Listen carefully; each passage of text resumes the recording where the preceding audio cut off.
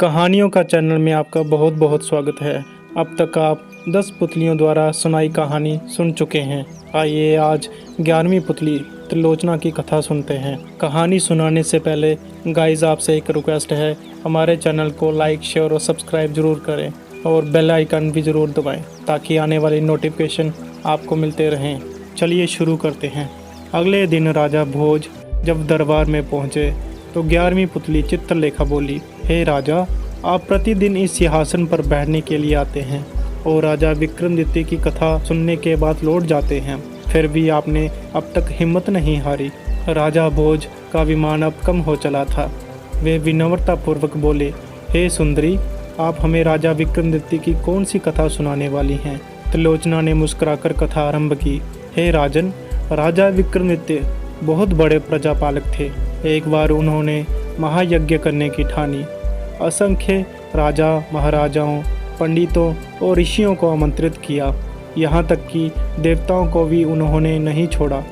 पवन देव को उन्होंने खुद निमंत्रण देने का मन बनाया तथा समुद्र देवता को आमंत्रित करने का काम एक योग्य ब्राह्मण को सौंपा। दोनों अपने काम से विदा हुए। राजा ने दोनों वेतालों का स्मरण किया तो वे उपस्थित हो गए। उन्होंने अपना उद्देश्य बताया। बेतालों ने उन्हें सुमेरु पर्वत की चोटी पर पहुंचा दिया। राजा बाहरी दुनिया को भूलकर पवन देव की साधना में लग गए। कुछ दिनों बाद आकाशवाणी हुई, हे राजा विक्रमादित्य, तुम्हारी साधना से हम प्रसन्न हुए, अपनी इच्छा बताएं। विक्रम बोले कि वे अपने द्वारा किए जा रहे महायज्ञ में पवन देव की उपस्थिति चाहते हैं। पवन देव ने जवाब दिया कि शह शरीर यज्ञ में उनकी उपस्थिति असंभव है। वे अगर शह शरीर गए तो विक्रम के राज्य में भयंकर आंधी तूफान आ जाएगा, सब कुछ उजड़ जाएगा।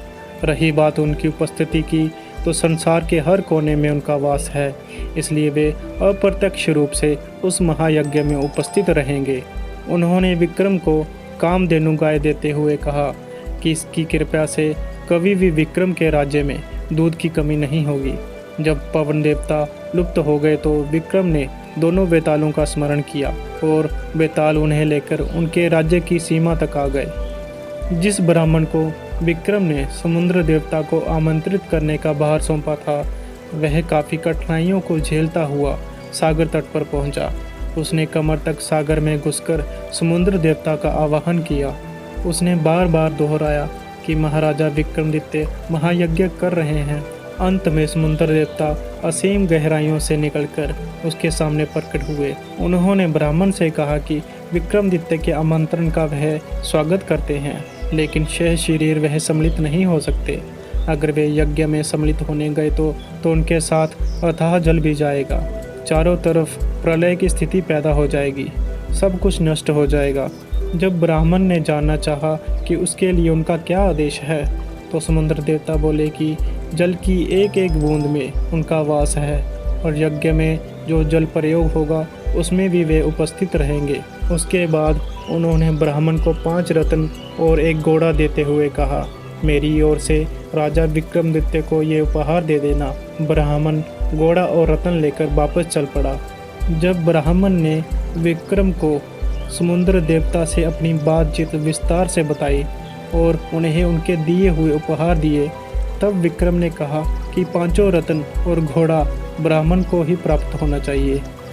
चूँकि रास्ते में आने वाली सारी कठिनाइयाँ उसने राजा की खातिर हंसकर झेली। ब्राह्मण रत्न और घोड़ा पाकर अति प्रसन्न हुआ। इतना कहकर त्रिलोचना बोली, राजन, विक्रमादित्य की तरह प्रजापालक और अत्यंत दयालु राजा ना हुआ है और ना भविष्य में होगा। अगर इस सिंहासन पर बैठने की लालसा है तो आपको भी उनके गुणों का आत्मसात करना होगा। त्रिलोचना पुनः पुतली रूप में सिंहासन पर स्थापित हो गई। यहीं पर सिंहासन 32 का 11वां भाग खत्म होता है। कहानी सुनने के लिए आपका बहुत बहुत धन्यवाद।